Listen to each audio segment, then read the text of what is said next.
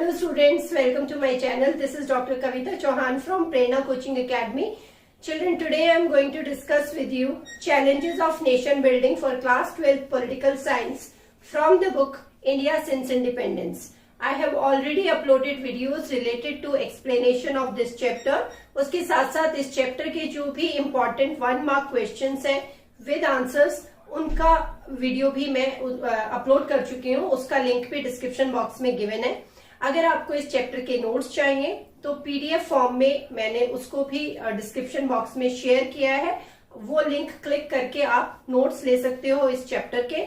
और इसके साथ साथ अगर क्लास 12 पॉलिटिकल साइंस के दूसरे चैप्टर्स के वीडियोस देखना चाहते हो तो उन सबके लिंक्स भी डिस्क्रिप्शन बॉक्स में मैंने शेयर किए हैं. Let's start with today's class, but before that, if you are new to my channel, then do subscribe to my channel and also press the bell icon ताकि मेरे सारे videos की update आपको regularly मिलती रहे. Let's start with today's class. Challenges of nation building. आज की class में नया क्या है? ऑलरेडी मैं अपलोड कर चुकी हूँ एक्सप्लेनेशन के वीडियोस. तो नया ये है कि आज मैं इस चैप्टर को आपको पढ़ाने वाली हूँ बिल्कुल ही ऑब्जेक्टिव तरीके से. सारे जो भी चैप्टर्स के इम्पोर्टेंट हेडिंग्स हैं, उन हेडिंग्स में जो भी इम्पोर्टेंट पॉइंट्स हैं, उन पॉइंट्स को मैं आपको एक्सप्लेन करने वाली हूँ. 1 video 1 chapter in objective way. Let's start. Pandit Jawaharlal Nehru, the first prime minister of free India, gave the speech Tryst with Destiny during a special session of Constituent Assembly. India independent हुआ 1947 में और उस वक्त पंडित जवाहरलाल नेहरू बने हमारे फर्स्ट प्राइम मिनिस्टर, जिन्होंने एक speech दी which is popularly known as tryst with destiny speech. और ये स्पीच उन्होंने दी थी एक स्पेशल सेशन जो उस वक्त हुआ कॉन्स्टिट्यूएंट असेंबली का, उसके दौरान. Second point, based on 2 goals, India was to be established as a democratic country and the government was to run for the good of all. Independence से पहले ही 2 इंपॉर्टेंट गोल्स थे जिनके ऊपर सब एग्री कर चुके थे. फर्स्ट पॉइंट था कि इंडिया को एस्टेब्लिश करना था एज ए डेमोक्रेटिक कंट्री, और इसके साथ साथ जो भी अब डेमोक्रेटिक गवर्नमेंट फॉर्म होने वाली थी that was to run for the welfare of all. The year 1947 was a year of unprecedented violence and trauma of displacement. देश को आजादी तो मिली लेकिन सब कुछ बहुत अच्छा नहीं था. इंडिपेंडेंस के साथ साथ हमने फेस किया पार्टीशन, और ये जो पार्टीशन का प्रोसेस था ये बहुत ही दुखदाई रहा लोगों के लिए. और इसीलिए 1947 as an year was a year of unprecedented violence and the trauma of displacement. On 14th-15th August 1947, not one but 2 nation states came into existence. ये जब इंडिया इंडिपेंडेंट हुआ तो एक देश नहीं बना बल्कि 2 देश बने, इंडिया और Pakistan. According to the 2 nation theory advanced by the Muslim League, India consisted of not one but 2 people, Hindus and Muslims. Independence से पहले ही 2 nation theory was advanced by Muslim League, and according to this उनका कहना था कि India had 2 kind of people, they were Hindus and Muslims. The political competition between the Congress and the Muslim League and the British rule led to the creation of Pakistan. 2 causes mainly responsible थी partition के लिए. पहला था political competition between Muslim league and Congress, और दूसरा था Britishers divide and rule policy. 2 nation theory was implemented following the principle of religious majorities. अब ये जो 2 nation theory का प्रिंसिपल था इसको इम्प्लीमेंट होना था, देश को डिवाइड होना था 2 पार्ट्स में. क्या प्रिंसिपल फॉलो किया गया? Principle of religious majority. Principle of religious majority का मतलब क्या था? It meant that areas where the Muslims were in majority would wake up to the territory of Pakistan. According to this principle जिन areas में Muslim majority थी वो बनेंगे Pakistan. Even after partition, Pakistan comprised of 2 territories, West and East Pakistan, separated by long expanse of Indian territory. लेकिन ये 2 nation theory implement करना बहुत आसान नहीं था, बहुत सारी प्रॉब्लम्स इसमें फेस की गई. और उसके बाद finally when Pakistan was created then it comprised of 2 separate territories. मतलब देश तो एक ही था लेकिन टेरिटरीज सेपरेट थी और बीच में पूरा इंडियन टेरिटरी एक्सपेंडेड थी. तो जैसे कि एक साइड था ईस्ट पाकिस्तान और एक साइड था west Pakistan. Khan Abdul Ghaffar Khan, the undisputed leader of NWFP, North Western Frontier Province. आपको एब्रीविएशन भी पता होनी चाहिए. So Khan Abdul Ghaffar Khan, the undisputed leader of NWFP, known as Frontier Gandhi, was staunchly opposed to the two nation theory. Khan Abdul Ghaffar Khan जो थे वो NWFP के leader थे and he was popularly known as Frontier Gandhi. वो इस to nation theory के against थे. ये थे सारे हालात जिन हालातों में बना हमारा देश. तो अब इसके साथ मैं आपको इस चैप्टर को बेसिकली ऐसे ही हेडिंग्स में डिवाइड कर रही हूँ और उसके जो हर हेडिंग के अंदर इंपॉर्टेंट पॉइंट्स है उनको मैं आपको एक्सप्लेन कर रही हूँ. So let's continue with the second heading. Let's continue with the process of partition and integration of princely states. Cities like Amritsar and Kolkata became divided into communal zones. जब partition हुआ तो बहुत ज्यादा you can से large scale migration हुआ लोगों का, यहाँ से जो उस तरफ गए पाकिस्तान की तरफ और जो पाकिस्तान में माइनॉरिटी कम्युनिटीज थी वहां के लोग इंडिया आए. तो ये सब जब हुआ उसकी वजह से बहुत ज्यादा वायलेंस हुई और लोगों ने बहुत ज्यादा सफरिंग्स फेस की. उसकी वजह से अमृतसर और कोलकाता जो ये दो बड़े शहर थे they were got divided into communal zones. What was the meaning of this concept communal zone? It meant Muslims would avoid going into an area where mainly Hindus or Sikhs lived. इसका मतलब था कि Muslims उन areas में जाना नहीं चाहेंगे जहां पे हिंदूज या सिख मेजॉरिटी में थे. Even after the large scale migration of Muslims to the newly created Pakistan, the Muslim population in India accounted for 12%. ये सारे के सारे जो पॉइंट है मेरे वो बहुत इंपॉर्टेंट है, सब आपको पूछे जा सकते हैं एग्जाम में. सो 1 मार्क के हिसाब से आप सब कुछ याद कर लेना. सो 12% पॉपुलेशन अभी भी थी इंडिया में 1951 में मुस्लिम्स की, जबकि बहुत ज्यादा लार्ज स्केल माइग्रेशन हुआ था मुस्लिम्स का जो पाकिस्तान की तरफ चले गए थे. लेकिन उसके बाद भी 12% मुस्लिम्स थे 1951 में हमारी ओवरऑल पॉपुलेशन ऑफ कंट्री में. इसके साथ साथ और भी रिलीजियस माइनॉरिटीज थी जो कंट्री का पार्ट थी. अब यहाँ पे एक ये सवाल था कि क्या इंडिया को फर्दर डिवीजन फेस करना था या इंडिया को एक ऐसा देश बनना था जिसमें इन सारे धर्म के लोगों को इक्वल ट्रीटमेंट दिया जाए. And India decided to choose the second option. India was to be established as a secular nation according to a secular ideology. All religions in a country are treated equally and there is no discrimination on the basis of religion. British India was divided into British Indian provinces and princely states. अब था दूसरा सवाल. जब India independent हुआ तो उस वक्त India was divided into, it was known as British India and British India was divided into British Indian provinces and princely states. ये वो princely states थी which were ruled by the Indian princes. There were 565 princely states. It was announced by the British that with the end of their rule over India, paramountcy of the British crown over princely states would also lapse. जैसे ही Britishers ने India के independence को announce किया, इसके साथ साथ उन्होंने ये भी बोला कि जो प्रिंसली स्टेट्स के ऊपर इनडायरेक्ट कंट्रोल था ब्रिटिश का वो भी खत्म हो जाएगा. And now the princely states were free either to join India और पाकिस्तान, और अगर वो चाहें तो इंडिपेंडेंट भी रह सकती थी. और इसी से यहाँ पे प्रॉब्लम्स शुरू हुई. Travancore announced that the state had decided on independence. Travancore was the first state to announce that it would remain independent. Neither it would merge with India nor it would join with Pakistan. The Nawab of Hyderabad made a similar announcement the next day. Nawab of Hyderabad जो थे उन्होंने भी same announcement की अगले दिन. Nawab of Bhopal was very averse to joining the Constituent Assembly.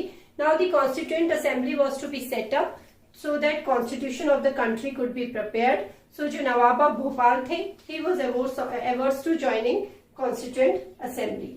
This was a very serious problem which could threaten the very existence of United India. अब ये एक बहुत बड़ी प्रॉब्लम थी कंट्री के सामने, क्योंकि अगर ये सारी की सारी जो मतलब कुछ बोल चुकी थी प्रिंसली स्टेट्स, अगर ये इंडिपेंडेंट रहती तो बहुत ही मुश्किल था एक ऐसा देश बनाना जो एक यूनाइटेड टेरिटरी बन पाता. Indian independence was aimed at unity, self-determination as well as democracy. India की जब इंडिपेंडेंस थी, या आप ये कह सकते हो जो फ्रीडम स्ट्रगल मूवमेंट हमारी शुरू हुई थी, उसका जो पूरा का पूरा आधार था इंडिया की इंडिपेंडेंस का, that was unity, self determination as well as democracy. और इन हालातों में ये ऐसा लग रहा था कि ये सारी चीजें बहुत प्रॉब्लम कर सकती थी इन प्रिंसिपल्स को अचीव करने में. In most of these states governments were run in non democratic manner. और ये जो स्टेट्स थी they were also averse to creating a democratic setup. और यहाँ पे ज्यादातर जो रूल किया जा रहा था that was also done in non democratic manner. Now let us discuss that how this problem of integration of princely states into Indian union was resolved. Let's discuss the integration of princely states now. Hyderabad was the largest princely state. 1 mark का question है. उस वक्त जो princely states थी उनमें हैदराबाद सबसे बड़ी princely state थी. The Nizam entered into the standstill agreement with India in November 1947. नवंबर 1947 में निजाम ने स्टैंडस्टिल एग्रीमेंट साइन किया इंडिया के साथ. People started movement against his oppressive rule. लोगों ने उसके ऑपरेसिव रूल के खिलाफ मूवमेंट शुरू की. The Communist and Hyderabad Congress were in the forefront. 2 main political parties थी, Communist Party and the Hyderabad Congress. So these were in the forefront of the movement. In September 1948, Indian Army moved in to control the Nizam forces. September 1948 में Indian Army गई हैदराबाद और वहां जाके उन्होंने control किया निजाम की forces को. This led to Hyderabad's accession to India. और इस तरीके से हैदराबाद बना इंडिया का हिस्सा. सरदार वल्लभ भाई पटेल, जिनको आयरन मैन के नाम से भी जाना जाता है, he was the first deputy prime minister of independent India and he was also the home minister. He played a decisive role in integration of princely states. उससे रिलेटेड एक सेपरेट वीडियो अपलोडेड है मेरे channel पे, आप वो video भी देख लेना. Next is Bodhi Chandra Singh. Let's discuss about Manipur. Bodhi Chandra Singh, he was the Maharaja of Manipur. He signed the instrument accession with India. Under public pressure, elections were held in Manipur in 1948. So public का pressure पड़ा और election हुए मणिपुर में जून 1948 में. In fact, Manipur was the first state at that time to hold democratic elections based on the universal adult franchise. The state Congress wanted the merger with India. Other political parties opposed this. यहाँ पे भी थोड़ी सी problems थी merger में. State party जो state Congress थी वो चाहती थी कि इंडिया में मर्ज हो मणिपुर, लेकिन कुछ दूसरी पॉलिटिकल पार्टीज थी जो इसके खिलाफ थी. But finally the government of India succeeded in pressurising the maharaja into signing a merger agreement in September 1949.